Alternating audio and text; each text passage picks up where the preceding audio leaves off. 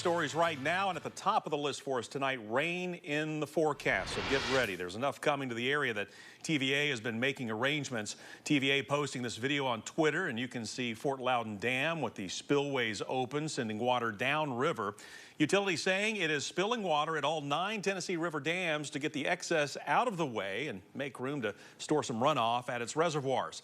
TVA's river managers expect an average of 3 inches of rain across the 7-state area it serves in the days ahead. All right, so WAT6 on your side, Chief Meteorologist Ken Weathers over in the Storm Center. So, Ken, how much rain are we talking tonight, my friend? Well, we're looking at some locally heavy rainfall across the area as we go a little bit later tonight into tomorrow morning. It's a fast-moving system, but could see a lot of rain in just a narrow opportunity, especially from about 9 p.m. to 4 a.m. across the area. Rain's already working its way across the Mississippi River and filling in quickly just west and north of Nashville, closer to Bowling Green. There's actually one severe thunderstorm warning there, as you can see, west of Bowling Green. That's moving to the north and east. So nothing immediately towards our plateau areas. Still a couple of hours before those rain chances start to go up, but they will, especially again between about 9 p.m. and 4 a.m. We'll see those rain chances start to taper off. But in that short period of time, we have kind of an elevated risk area. If we see some flooding, wouldn't be surprised if we had some rain totals in that 1 to 3 inch range overnight into early tomorrow morning. And that, of course, could cause some standing water in spots. Keep that in mind before you head out the door first thing on your Thursday. We get a little bit of a break in the action through Thursday afternoon, but there'll be another round of storms overnight Thursday and then maybe some stronger storms Friday. More on the timing of that coming up, though. All right, Ken, thank you. And with all that in mind, now's a good time to make sure you have our Knoxville weather app on your phone. It's available for both iOS and Android devices. The app gives you your access to our interactive weather radar, hour-by-hour forecast, and severe weather alerts customized for your area. Just search Knoxville Weather on Google Play or the App Store.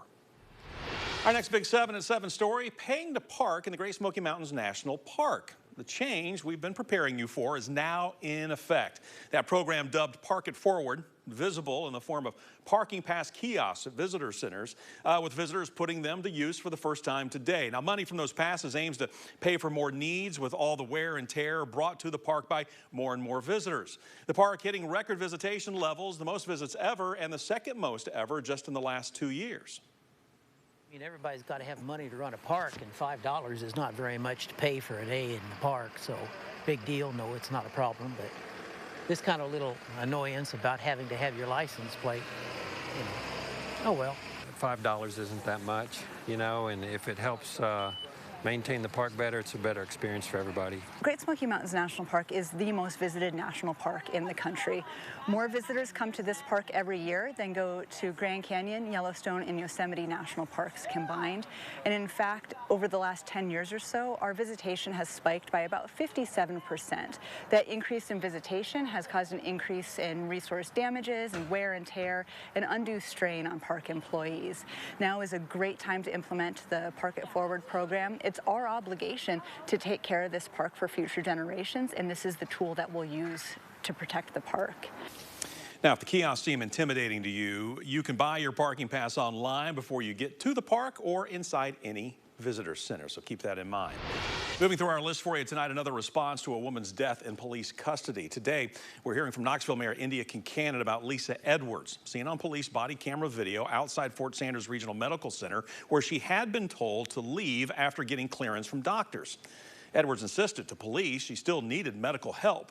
Officers are seen on video struggling to load her into a police van, then eventually putting her in the back of a police cruiser, where she later passed out while en route to the county detention facility. Her autopsy reveals she died of a stroke caused by a heart condition. Now, since her death was ruled natural causes, no charges are pending against the officers involved. First, I want to extend my sincere sympathies to the family of Lisa Edwards. Losing a loved one is really, really hard, and so I just want to say I'm really sorry for their loss. I also want to say to the people of our city that we are in the middle of internal affairs investigation, and I believe in accountability and transparency, and we will await the results of that investigation. And of course, we will keep you updated when that investigation is complete as well. Again, the police officers are not facing any criminal charges. Well, a big hit to the UT basketball program fills the next spot on our big story list for you tonight. The UT Athletics Department posting this notice on social media. That's a picture of Zakai Zeigler and the announcement that he's now out for the season. You might remember Zeigler going out with an injury Tuesday night against Arkansas, a game the Vols did win. Now, Tennessee basketball now saying Zeigler tore an ACL in his left knee. A message from the program in that announcement, quote, "We know beyond all doubt that Zakai will use this challenge to author an inspiring comeback story. He'll have our boundless backing every step of the way." Our next Big 7 story for you tonight, an arrest in connection with a deadly overdose. Tonight, the man facing charges, accused of providing the drugs, is the father of the man who died. Jeffrey Imler faces charges of second-degree murder and delivery of fentanyl. TBI Bureau started looking into this after Imler's son, Jason, was found dead in September of 2021. Jason Imler's body was found in a house on Rosella Drive in White Pine. Jeffrey Imler was brought to Tennessee this week from his home in Florida. This afternoon, he is in the Jefferson County Jail. Our next story, more back and forth over control of a local hospital. Now is the Blount County Mayor responding to Blount Memorial Hospital's call to stop management talks with UT Medical Center.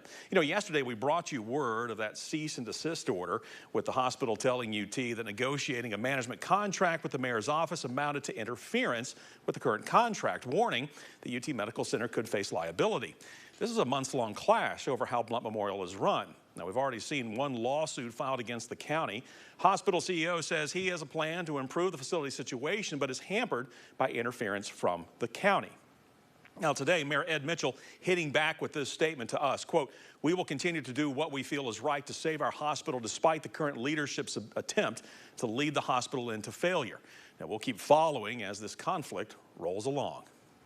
And we do want to wrap up our Big 7 list for you with a celebration of improvements for a stretch of Knox County Greenway. Today, a ribbon cutting was held to celebrate the completion of the Northshore Greenway Boardwalk's third phase. County Commissioners and Knox County Mayor Glenn Jacobs were in attendance. The project was completed under budget in 9 months and is designed to enhance pedestrian safety and mobility along Northshore. Mayor Jacobs says this will help almost 12,000 people in the area to get out and be more active in their communities.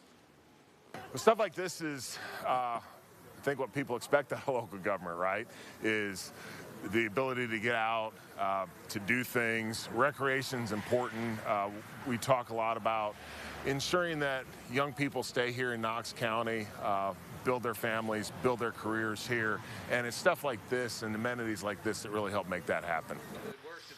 Commissioner Larson Jay says the Greenway is not just going to help those who are able to walk or run. It will help cyclists and those with disabilities.